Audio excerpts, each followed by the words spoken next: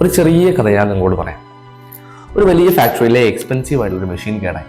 Complete production വന്നു, പല engineers വന്ന് നോക്കി, അതുപോലെ തന്നെ പല മെക്കാനിക്സ് വന്ന് നോക്കി. എന്നിട്ടും ആർക്കും അതിന് കംപ്ലീറ്റ് ആണെന്ന് കണ്ടുപിടിക്കാൻ വേണ്ടി പറ്റിയില്ല. Finally they called an old expert. ഒരു വയസ്സായ മെക്കാനിക്കിനെ അവർ വിളിച്ചു.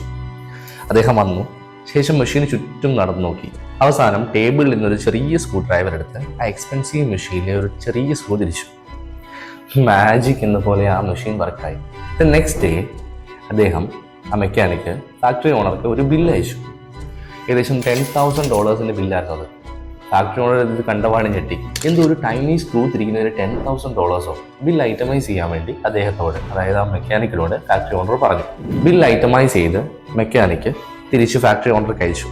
ആ ബില്ലിൽ എഴുതിയിരുന്നു ഇങ്ങനെയായിരുന്നു: for turning the screw $1, knowing which screw to turn $9,999.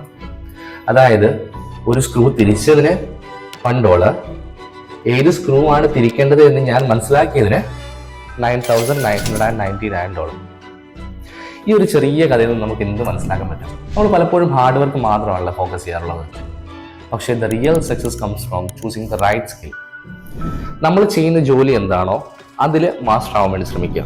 ഞാൻ പുറത്തു പോയി പഠിക്കാൻ നിൽക്കുന്ന സ്റ്റുഡൻസിനോട് ഇത് തന്നെയാണ് പറയാറുള്ളത്. നമ്മൾ വെറുതെ ഒരു കോഴ്സ് ചൂസ് ചെയ്യാണ്ട് സ്കിൽ ഓറിയന്റഡ് ആയിട്ടുള്ള ഫ്യൂച്ചറിൽ വാല്യൂ ഉണ്ടാകുന്ന ടൈപ്പ് കോഴ്സുകൾ ചൂസ് ചെയ്യാൻ വേണ്ടി ശ്രമിക്കുക. അതിൽ ഹാർഡ് വർക്ക് ചെയ്യുക, അതിലൊരു വാല്യൂ ഉണ്ടാക്കിയെടുക്കുക.